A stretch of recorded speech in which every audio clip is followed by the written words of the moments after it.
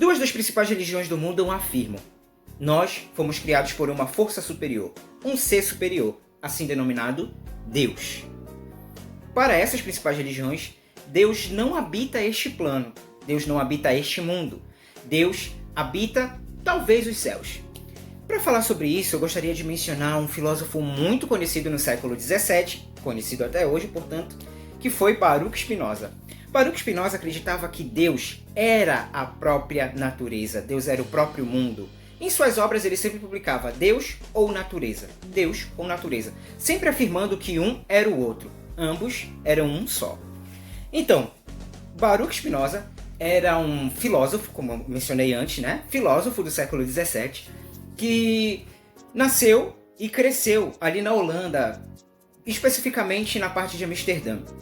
Naquela época, as comunidades judaicas andavam pelo mundo, tentando fugir de coisas como Santa Inquisição e etc. Então, o que aconteceu nessa época, gente? O grupo de Baruch Spinoza conseguiu se refugiar bem na Holanda, porque a Holanda tinha pensamentos liberais, pensamentos iluministas, tanto que na Holanda moravam também outros filósofos como René Descartes e John Locke, né?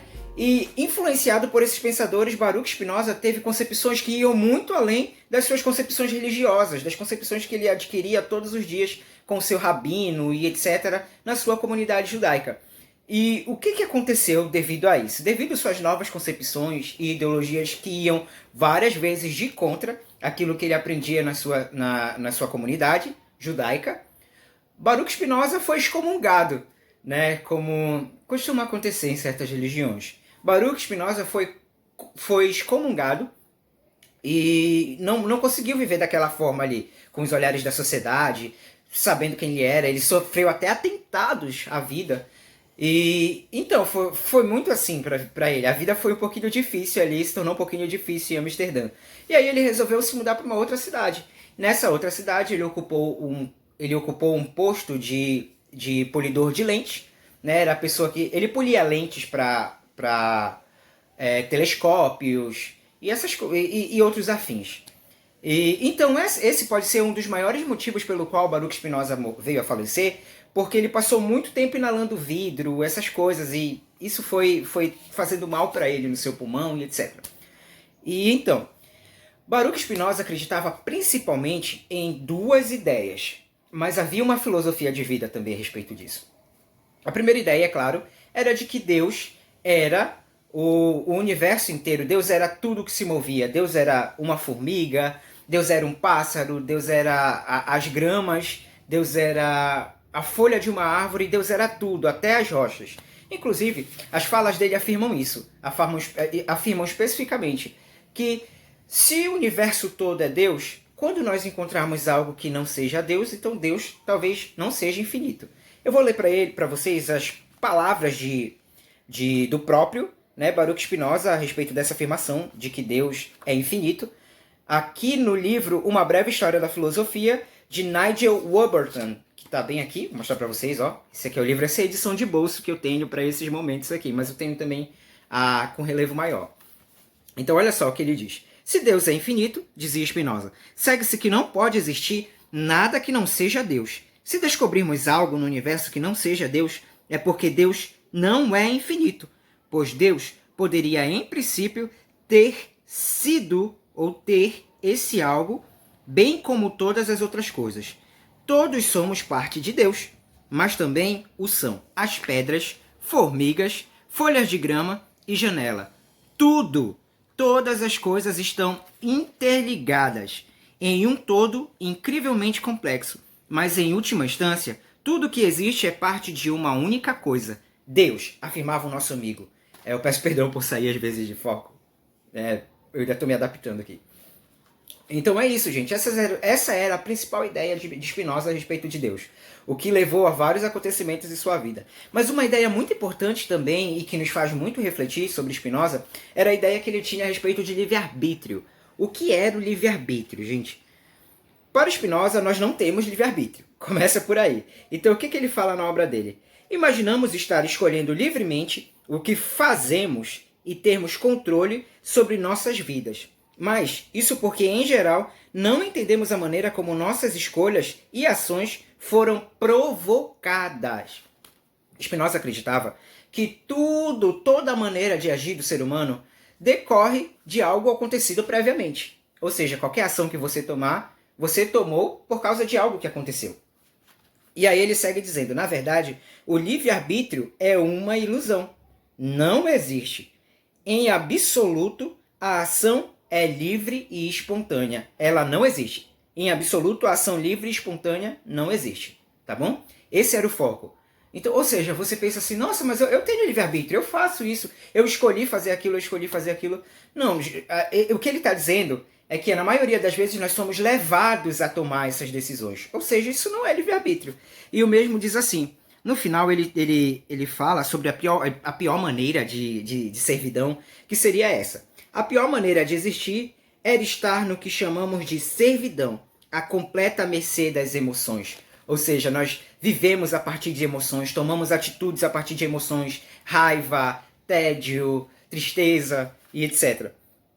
E no final ele segue dizendo, segundo Spinoza, o melhor que temos a fazer é levar as emoções a surgirem das nossas escolhas e não dos eventos externos. Nós escolhermos as situações, né? Levarmos as emoções a surgirem das nossas próprias escolhas. De preferência que essa escolha de emoção seja satisfação, né? Afirma o nosso amigo Spinoza. E, assim, Spinoza também acreditava muito na geometria, como que eu posso dizer para vocês? Perdão. Spinoza acreditava muito na geometria. E, inclusive, essas ideias, assim, de geometria do mundo, era o que fazia ele pensar em um modelo de vida, tá bom? Que fosse totalmente ético, mas que também oportunizasse prazer na nossa vida, no qual nós ficássemos felizes ao seguir esse modelo de vida que ele tentava encontrar através da ciência geométrica, né? O qual ele era muito fã devido às exatidões das coisas.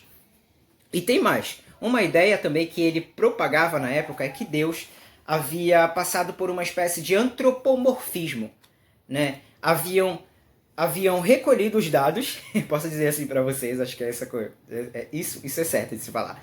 Haviam recolhido tudo que havia sobre o mundo e colocado em uma personificação, né? E Deus que era tudo para Spinoza, que era o próprio mundo ou a própria natureza, havia sido personificado, representado. É o que acontecia, por exemplo, na Antiguidade Clássica. Por exemplo, a gente vê na Grécia, né, que endeusavam alguns aspectos da humanidade. Talvez tenha sido a mesma coisa, como havia afirmado Spinoza. E isso, gente, trouxe para ele várias situações que fizeram com que ele fosse excomungado, perseguido, sofresse atentados e etc. E aí, fica uma pergunta minha para você, né? Você concorda com Spinoza? O que você acha disso? Se você puder deixar aí nos seus comentários, você fica à vontade que eu vou analisar direitinho e a gente pode até conversar em uma próxima ocasião. Mas você acredita nessa ideia? O que é Deus para você? Deus ele se restringe somente a um lugar, o qual as pessoas chamam de templo? Ou ele seria tudo realmente?